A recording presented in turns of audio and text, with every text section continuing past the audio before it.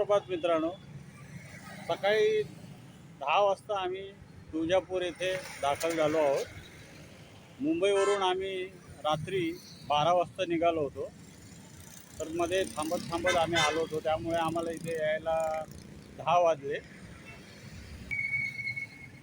समोरच तुळजापूर बसस्थानक आहे. तिथून आम्ही सरळ चालत 5 मिनिटाच्या अंतरावर पुढे चालत आल्यावर समोर भक्त निवास आहे, जगदंबा यात्री निवास.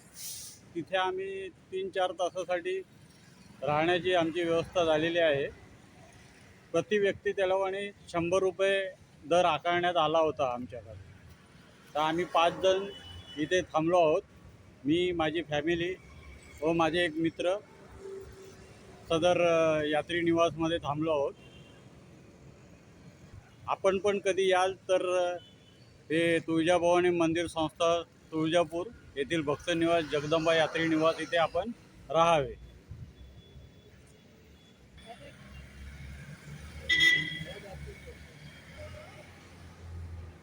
चला तर मग आता आपण जगदंबा देवी तुळजाभवानीचं आपण दर्शन घेऊ.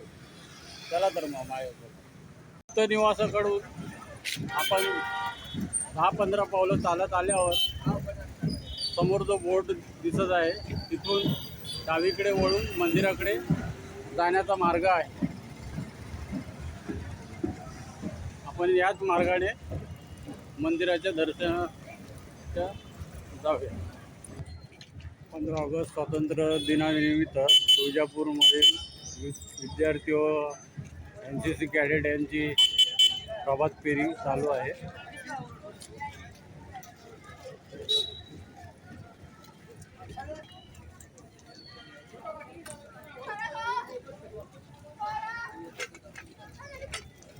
सदर कमान वेस्ट गल्लीतनं आत शिरल्यावर समोरच श्री ढुल्या मारुती मंदिर आपल्या नजरेस पडतं. चला तर आपण ढुल्या मारुतीचं दर्शन घेऊ.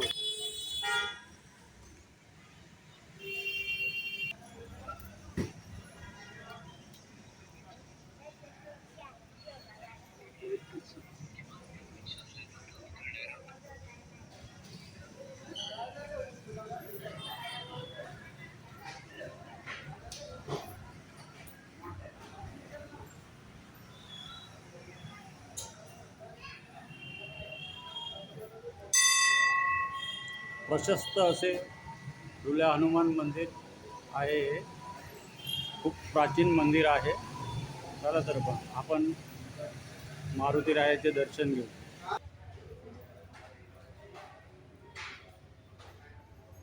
जा पाया पडून. कमानवेस गल्लीतनं आत शिरल्यावर खूप सारे लॉजेस इथे माफक दरात आहेत.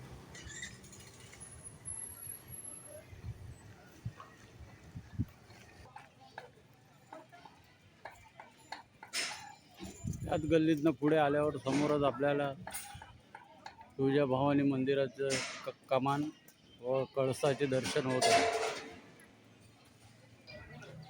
कमानवेस गल्लीतनं आत शिरल्यावर समोरच मंदिराचे भव्य प्रवेशद्वार आपल्या दृष्टीस पडत आहे. कमानवेस गल्लीत आजूबाजूला देवीच्या ओटीचे साहित्य व प्रसाद साहित्याची भरपूर दुकानं आहेत.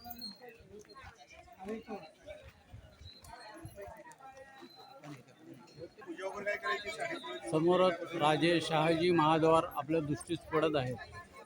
त्याच्या शेजारी राजमाता जिजाऊ महाद्वार ही आपल्या दृष्टीस पडत आहे. राजे शहाजी महाद्वारच्या डावीकडून आपल्याला दर्शनासाठी जाण्याची रांग आहे. तर आपण तिथूनच जाऊन मुखदर्शन घेऊ. समोरच जी भव्य वास्तू दिसत आहे ती श्री तुळजाभवानी मंदिर संस्थान तुळजापूर याचे प्रशासकीय कार्यालय आहे. इथे तुम्ही देणगी दर्शन पास व 500 रुपये भरून तुम्ही घेऊ शकता.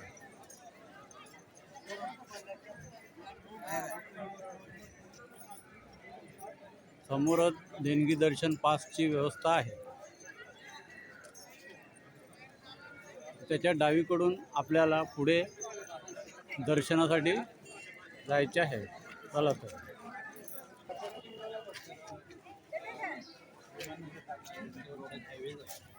हा मेन रोड आहे. ह्या रोडचं नाव भवानी रोड आहे. ह्या रोडवर तुम्हाला जर राहायची स्वस्तात इथे व्यवस्था होती. असंख्य हॉटेल व लॉज इथे उपलब्ध आहे. तुमची माफक दरात इथे राहण्याची सोय होऊ शकते. समोरच देवीच्या दर्शनाला जाण्यासाठी मार्गदर्शन फलक लावण्यात आलेला आहे. त्या समोरच्या गल्लीतून आपण देवीच्या दर्शनासाठी जाऊ शकतो. भवानी कामत फॅमिली रेस्टॉरंट आहे. त्याच्या बाजूच्याच गल्लीतून आपल्याला दर्शनाच्या रांगेकडे जायचं आहे.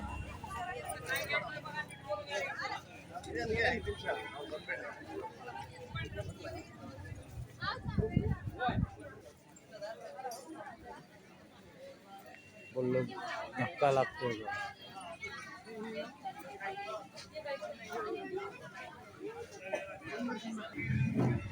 चोरांपासून सावध राहा. कामत हॉटेलपासून 5 मिनिटं आपण आत दर्शनासाठी जाण्याच्या रांगेची व्यवस्था आहे. ही 100 वाले आणि ही सेम आहे. सगळं 100 वाले आहे, हे 200 वाले आहे. हे किती बोलला? 250. हे समोर आहेत ते 250 आहेत.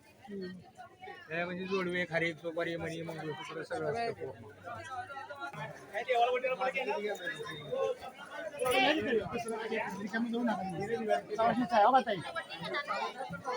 क्षेत्रपाल काल भैरव मंदिराकडे जाण्याचा मार्ग 300 रुपये देणगी देऊनही आपण आत जाऊ शकतो.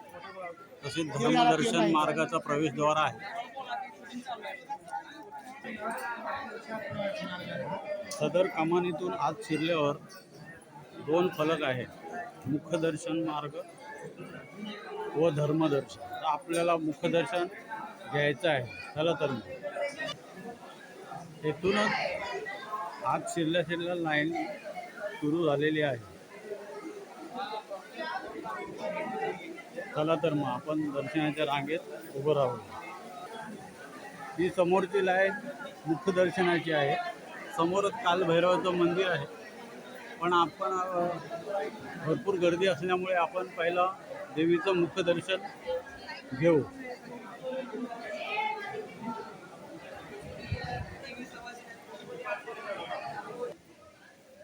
येथूनच मुखदर्शनाची लाईनीत आम्ही उभं राहिलो आहोत. आता पाहूया किती वेळ लागतो दर्शनासाठी.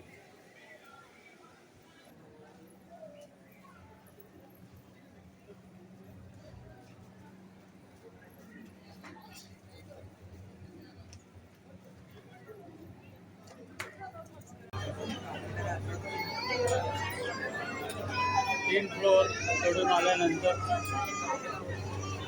दर्शनाची रांग 3ऱ्या माळ्यापर्यंत आहे. आता आपण मंदिराच्या गाभाऱ्याजवळ पोहोचलो आहोत. आपण मुखदर्शनाच्या रांगेमध्ये उभे आहोत. आपण मुखदर्शनाची रांग 10:30 वाजता लागू. आता 1 वाजत आहे. मंदिराचं गाभाऱ्याचं दृश्य.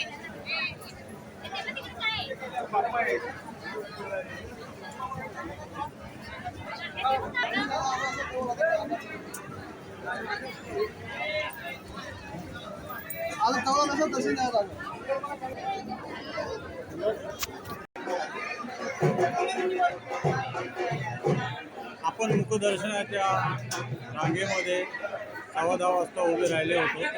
आता 1:15 झाला. कमीत कमी 3 तास लागले देवीच्या मुखदर्शनासाठी. आता आपलं व्यवस्थित मुखदर्शन झालेलं आहे. तर आपण मंदिर परिसरातील इतर देवी देवतांचे दर्शन घेऊ. तुम्हाला जर सडळ हस्ते देणगी द्यायचं असेल तर मंदिराच्या बाहेरच आल्यावर ते देणगी स्वीकारतात. 3.25 तासात आपलं मुखदर्शन देवीचं झालेलं आहे. समोरच आपल्याला आई तुळजाभवानीच्या मंदिराचा कळस दिसत आहे. तो समोर ढवळाने भगवा ध्वज फडकत आहे. त्याच्या बाजूलाच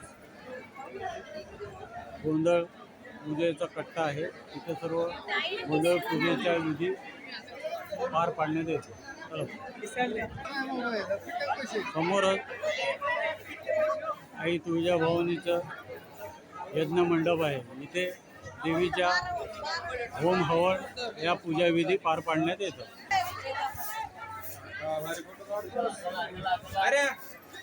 देवीच्या यज्ञ मंडप येथे होमाचा भस्माचा अंगारा भक्तांना माथ्यावर लावण्यात येतो. चला चालेल, चला चला चला.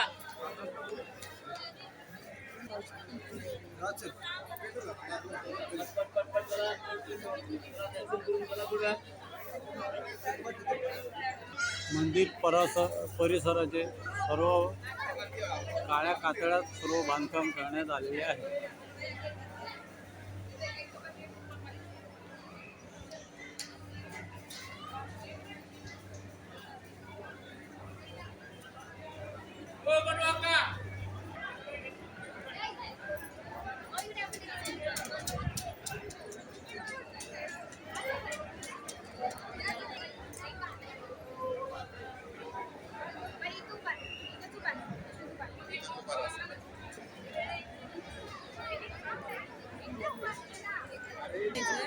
मंदिर परिसरात श्री रेणुका आई व श्री लक्ष्मी नरसिंहचे मंदिर आहे.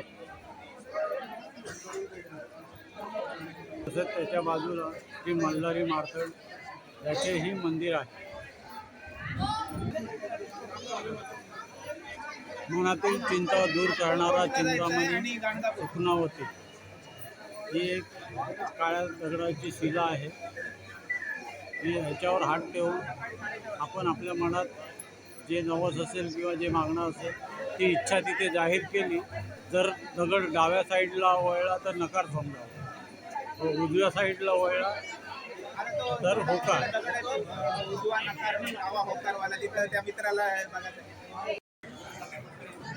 आता आपला सर्व मंदिर परिसरातील सर्व देवी देवतांचे दर्शन झालेलं आहे. आता आपण श्री छत्रपती शिवाजी राजद्वाराद्वारे बाहेर निघत आहोत.